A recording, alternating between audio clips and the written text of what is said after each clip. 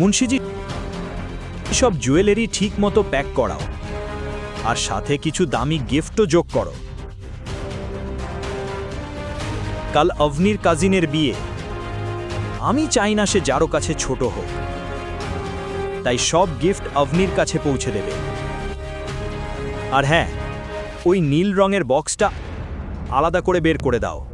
জি sir, এটা আমি নিজের হাতে আমার অভনিকে উপহার দিতে চাই। জি স্যার। ছোট মুখে বড় কথা। আপনি কেন আপনার সত্যিটা অভনিকে বলেন না? বলবো মুন্সিজি, এখন সঠিক সময় নয়। সময় এলে আমি নিজেই বলবো।